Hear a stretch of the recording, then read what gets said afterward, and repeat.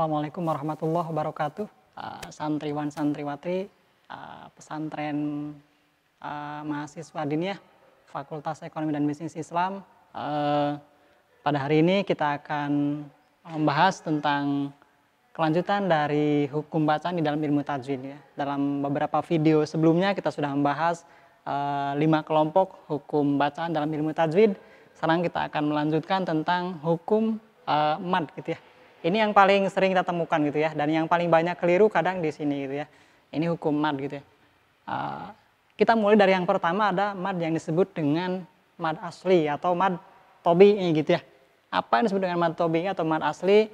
Yaitu adalah hukum bacaan yang terjadi apabila terdapat huruf alif sukun gitu. Ya, didahului oleh harokat fathah gitu ya. Atau yang kedua, ada wawu sukun didahului oleh harokat domah gitu ya.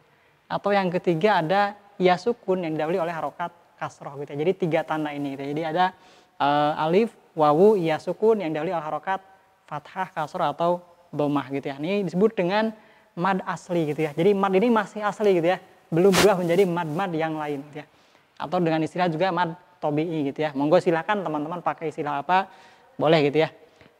Cara membacanya adalah dibaca dengan panjang. Jadi mad itu artinya panjang gitu ya. Jadi kalau kita menemukan mad tobi'i maka harus kita baca panjang. Berapa panjang gitu ya? Kurang lebih 2 harokat gitu ya. Nanti biasanya pakai ketukan gitu ya.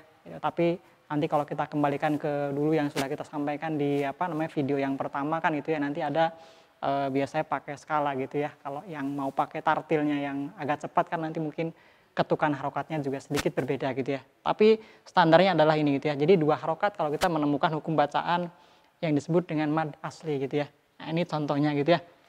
Ada alif sukun gitu ya, didahului dengan harokat fathah, contohnya maliki. Nah ini kita kalau baca di surat Al-Fatihah gitu ya, kita akan ketemu ini. Atau ada ya sukun didahului oleh harokat kasroh gitu ya, contohnya alladzina. Nah ini harus kita baca 2 harokat gitu ya. Kalau mau dihitung alladzi, nah ini udah 2 gitu ya. Gitu. Nanti kalau agak cepat alladzi, nah gitu ya. Tapi harus kita konsisten gitu ya. Kalau mau agak cepat, nanti yang lain juga harus kita sesuaikan dengan standarnya itu gitu ya. Itu. Contoh ketiga ada wawu sukun didahului oleh harokat domah gitu ya. Contohnya muslimuna gitu. Nah ini mad tobi'i, cukup 2 harokat gitu ya. Gitu. Nah kemudian yang berikutnya gitu ya, hukum mad yang kedua adalah apa yang disebut dengan mad far'i gitu ya. Mad far'i atau mad cabang gitu ya. Cabang atau ini turunan gitu ya. Jadi secara umum gitu ya, meskipun nanti ada beberapa yang bukan asalnya dari mad gitu ya, tetapi secara umum ini nanti semua sebetulnya dasarnya adalah mad asli gitu ya, hanya berubah karena ada tanda-tanda lain yang mengikuti hukum mad itu gitu ya. Nah ini, yaitu adalah hukum bacaan gitu ya, yang secara umum terjadi jika ada mad asli gitu ya, secara umum gitu ya, meskipun nanti ada beberapa yang berbeda, bertemu dengan tanda-tanda tertentu sehingga hukumnya berubah menjadi hukum bacaan mad yang lain gitu ya. Nah ini ada beberapa hukum gitu ya nanti. Ya ada yang disebut dengan mad jaiz munfasil, ada mad wajib mutasil gitu ya, ada mad lazim mutsaqal kalimi atau kilmi gitu ya, ada mad lazim mukhaffaf kalimi atau mukhaffaf kilmi gitu ya, ada mad layin atau biasa mungkin yang gampang disebutnya mad lin gitu ya. Itu ada mad arid disukun, ada mad silah qasiroh, ada mad silah tawilah, ada mad iwad, ada mad badal gitu ya. Dan ada lagi mad lazim harfi musyabbah gitu ya, atau harfi musbah gitu biasa gitu. Baik, kita mulai yang pertama hukum bacaan mad jaiz munfasil, ini dalam kelompok mad far'i gitu ya. Apa yang disebut dengan mad jaiz munfasil gitu ya. Nah, ini yaitu hukum bacaan yang terjadi jika terdapat mad asli gitu ya. Ada mad asli atau mad tobi'i bertemu dengan hamzah di lain kata gitu ya. Ini pakainya bahasa Indonesia gitu ya. Di lain kata gitu ya. Jadi katanya sudah berbeda gitu ya. Jadi antara satu dengan yang lain sudah berbeda katanya. Maka cara membacanya sebaiknya dipanjangkan kurang lebih 5 harokat gitu ya. Sebaiknya boleh nanti mungkin kurang gitu ya. Tetapi lebih bagus kalau 5 harokat gitu ya. Ini mad jaiz munfasil. Contohnya ini. Kita bisa lihat ada inna. Sesungguhnya kan awalnya ini adalah mad asli gitu ya. Ada alif sukun. Dia diawali oleh harokat fathah. Tetapi karena bertemu dengan hamzah, tetapi sudah berbeda kata gitu ya, atau dalam bahasa Arab berbeda kalimah, maka hukumnya adalah mad jaiz munfasil gitu ya. Ya ini belum ada tandanya ya, nanti ada tandanya kalau kita baca di Al-Quran. Ada tanda apa namanya panjangnya gitu. Tuh. Yang kedua sama gitu ya, ada inna, nah ini nanti bacanya 5 harokat, lebih bagus gitu ya.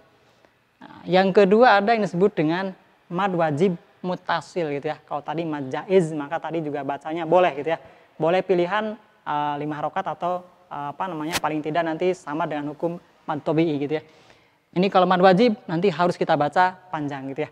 Ini apa yang disebut dengan mad wajib mutasil adalah hukum bacaan yang terjadi jika terdapat mad asli gitu ya, atau mad tobi'i yang bertemu dengan hamzah dalam satu kata gitu ya, atau dalam bahasa Arabnya satu kalimah gitu ya. Nah ini maka cara membacanya apa, harus panjang gitu ya. Ini kalau tadi pilihan jaiz gitu ya, kalau wajib ini harus kita baca panjang. Nah, ini panjangnya 5 harokat sama dengan mad jaiz gitu ya, tetapi wajib kita baca panjang. Contohnya ini was-samai. Nah, ini ada mad asli, ada alif sukun didahului oleh fathah tetapi bertemu dengan hamzah masih dalam satu kata gitu ya. Was-sama artinya kan langit gitu ya, demi langit. Ini kan masih satu kata. Gitu. Beda dengan tadi yang di atas, inna kan sendiri, anzalnahu sendiri gitu ya. Itu sudah berbeda kata gitu ya. Yang kedua jazaa'uhum. Nah, ini juga sama gitu ya. Jadi mad tobi'i atau mad asli bertemu dengan hamzah masih dalam satu kata gitu ya. Ini jadi melihatnya gampang lah. Kalau teman-teman yang mungkin pernah belajar bahasa Arab itu kan, oh ini satu kata atau udah berbeda kata gitu ya, maka hukumnya apa namanya yang satu mad jaiz gitu ya, yang satu mad wajib. Nah ini, kemudian yang ketiga dalam hukum mad far'i ini ada yang disebut dengan mad lazim musaqal kalimi gitu ya, atau mad lazim musaqal kilmi gitu ya. Nah, ini yang sering kita baca dalam surat Al-Fatihah gitu ya, teman-teman. Kalau baca ini penting sekali gitu ya, gitu. Ini.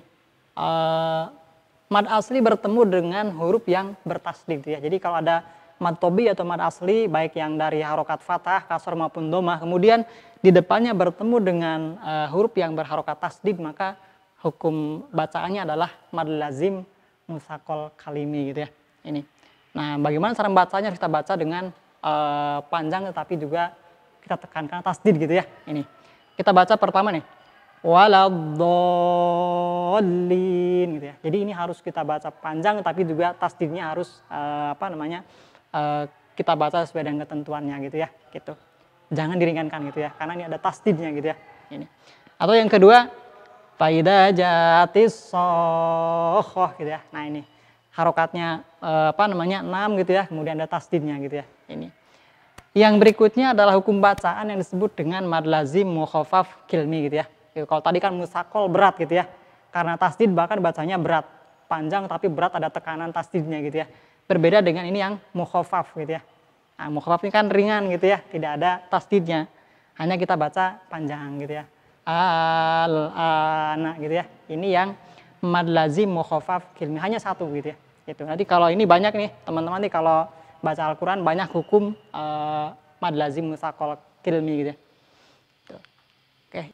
Yang berikutnya adalah mad far'u yang disebut dengan mad layin gitu ya, atau mad lin. Itu layin secara bahasa artinya kan halus gitu ya. Jadi kalau ada kata gitu ya yang apa namanya dia masuk ke dalam hukum bacaan mad layin, maka harus kita baca dengan cara lembut gitu ya, caranya lunak. Nah, contoh apa? Ini watawasau. Nah, ini kan lembut gitu ya, kita baca lunak. Wal bait gitu. Jadi harus kita baca dengan lembut, ini asal kata dari layin gitu ya. Kita baca lunak. Yang berikutnya adalah hukum bacaan yang disebut dengan mad aridlis sukun gitu ya. Mad aridlis sukun. Nah, sukun ini kan mati gitu ya. Maksudnya apa? Di akhir kalimat gitu. Jadi kalau kita atau di akhir ayat atau di akhir wakof gitu ya. Ini biasanya apa namanya? Nanti kita akan bacanya dengan dalam hukum bacaan tajwid disebut dengan mad aridlis sukun gitu ya. Ini ketika ada mad asli gitu ya, atau mad tobi'i setelahnya ada wakof gitu ya. Gitu. Ini contohnya ini. Muslimuna. Nah, nanti kita baca harus dengan cara panjang gitu ya, tetapi tidak harus satu ukuran ya. Boleh 2 harokat, boleh 4 harokat, boleh juga 6. Ini nanti fleksibel ya.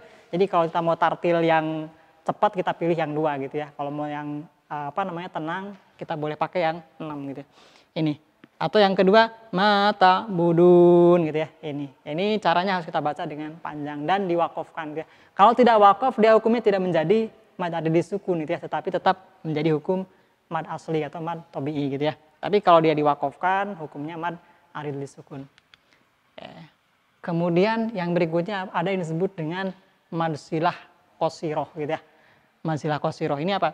Nah, ini kalau tadi yang saya sampaikan di awal ya, yang terkait dengan hukum apa namanya mad far'i gitu ya. Jadi tidak semuanya kan berasal dari apa namanya mad gitu ya. Ini contoh misalnya ini mad silah qasiroh ini kan sebetulnya bukan mad gitu ya, tapi ada tanda ha gitu ya, ha domir gitu ya, ha pengganti apa namanya orang ketiga gitu ya, biasanya ha hu gitu ya. Nah, ini kan domir. Kemudian didahului oleh huruf baharokat selain sukun dan tidak dihubungkan dengan huruf sesudahnya gitu ya. Ini jadi ketentuannya nih. Jadi kalau ada ha domir baik hu maupun hi misalnya gitu ya, tetapi tidak didahului oleh harokat sukun atau tidak disambung dengan kalimat setelahnya, maka hukum bacanya adalah disebut dengan mad silah qasiroh gitu ya. Mad silah qasiroh. Nanti ini harus kita baca panjang seperti ukuran panjangnya mad tabi'i gitu ya, atau mad asli. Ini contohnya. Fa ummuhu. Nah, ini kan kita baca 2 harokat gitu ya. Li rabbihi. Nah, jadi ada ha domir gitu ya, ada hu, ada hi gitu ya, domir tidak didahului oleh harokat kasroh gitu ya. Tidak didahului oleh harokat sukun dan juga tidak disambung dengan apa namanya kalimat setelahnya. Nanti kalau ada kalimat setelahnya tasdid, ini hukumnya sudah berubah gitu ya, bukan lagi mad silah qasiroh, tapi nanti sudah apa namanya tidak ada hukum mad silah qasirohnya gitu. Ini. Atau yang kedua gitu ya, ini ada yang lebih panjang lagi gitu ya. Nanti disebut dengan mad silah tawilah gitu ya. Mad silah tawilah itu apa? Jadi kalau ada mad silah qasiroh seperti yang di atas ini gitu ya. Ada fa ummuhu misalnya gitu ya. Kemudian depannya ada hamzah gitu ya atau alif, maka hukumnya berubah dari mad silah qasiroh menjadi mad silah tawilah. Bedanya apa? Bedanya di panjangnya gitu ya. Jadi panjangnya kalau mad silah qasiroh 2 harokat gitu ya. Mad silah tawilah nanti bisa sampai 5 harokat gitu ya. Ini yang membedakan di panjangnya gitu ya. Ini. Tapi catatan tadi begitu ya, baik mad silah qasiroh maupun mad silah tawilah ini kan apa? Terjadi kalau tidak ada didahului oleh sukun atau tidak disambungkan dengan kata atau kalimat setelahnya gitu ya.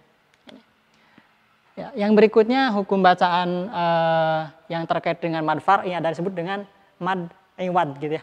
Mad iwad gitu. Apa itu gitu ya? Adalah terjadi jika ada tanwin di akhir kata yang diwakafkan gitu ya. Diwakafkan. Sehingga harokat tanwin diganti dengan fathah gitu ya. Gitu. Jadi seharusnya tanwin kita baca misalnya tawaban gitu ya, tetapi karena dia di akhir ada wakof gitu ya, harus kita berhentikan, maka hukumnya menjadi mad iwad. Mungkin sebelumnya dia izhar gitu ya, maka tadi saya sampaikan tidak semua asalnya dari mad asli gitu ya. Bisa ada yang dari izhar, bisa juga ada yang dari tadi misalnya sebetulnya bukan hukum mad gitu ya, seperti ha, hu gitu ya. Tetapi dia bisa menjadi mad karena ada tanda yang lain gitu ya. Nah ini mad iwad begitu. Harusnya kita baca tawaban misalnya izhar, tetapi karena di akhir ayat ada wakof, maka kita baca dengan harokat fathah. Ini yang disebut dengan mad iwad. Ini contohnya. Tawaba, ini kalau kita baca di apa namanya juz amma gitu ya, ini kita akan ketemu ini. Atau sofang, sofa gitu ya. Ini mad iwad gitu ya. Jadi tanwannya kita baca dengan fathah gitu ya. Yang berikutnya adalah hukum bacaan disebut dengan mad badal gitu ya. Badal itu apa? Pengganti gitu ya. Gitu. Jadi yang seharusnya ada huruf gitu ya, kemudian diganti dengan harokat, itu disebut dengan badal. Dia dibaca panjang namanya mad gitu ya, kemudian ada pengganti maka disebut dengan mad badal. Ini adalah apa? Hukum bacaan yang terjadi jika terdapat huruf hamzah bertemu dengan mad yang berasal dari hamzah sukun gitu ya. Nah, ini kemudian hamzah tersebut diganti dengan alif atau wawu atau ya gitu. Ini 3 huruf mad gitu ya. Jadi pokok dalam huruf mad itu ada 3 gitu ya. 1 alif, 2 wawu, 3 ya gitu ya. Nah, contohnya ini. Adama, ini kan aslinya berasal dari ada hamzah di depannya. Cuma karena dia diganti dengan harokat badal gitu ya, harokat pengganti, maka hukumnya disebut dengan mad badal. Baik, ini hukum-hukum terkait dengan mad gitu ya. Mudah-mudahan ini teman-teman kalau baca Al-Qur'an gitu ya. Ini yang penting gitu ya. Jadi kalau ada hukum mad, jangan sampai kita baca pendek gitu ya. Ada mad tabi'i, ada mad mad jaiz bun fasil, mad wajib tasil gitu ya. Ini harus kita baca panjang gitu ya. Biasanya yang sering banyak keliru di sini gitu ya. Ada yang seharusnya pendek kita baca panjang, ada yang kita baca panjang kita baca pendek. Ini juga nanti akan merubah maknanya gitu ya. Ini hati-hati di sini gitu ya. Kalau mungkin tadi yang dengung mungkin tidak begitu banyak merubah makna gitu ya, tapi kalau sudah panjang pendek ini juga bisa mempengaruhi kepada makna dari ayat yang kita baca gitu ya. Ya, mudah-mudahan ini bisa memberikan gambaran, teman-teman nanti bisa dipraktekkan dalam membaca Al-Qur'an sehingga bisa sesuai dengan tujuan kita mempelajari tahsin Quran gitu ya. Bisa membaca Al-Qur'an sesuai dengan apa yang dicontohkan oleh Rasulullah Shallallahu alaihi wasallam dan bisa memberikan manfaat Al-Qur'an sebagai obat dan juga kebahagiaan bagi setiap orang yang mendengar ya. Demikian santriwan dan santriwati, mudah-mudahan ada manfaatnya. Akhirul kalam, billahi taufik wal hidayah. Assalamualaikum warahmatullahi wabarakatuh.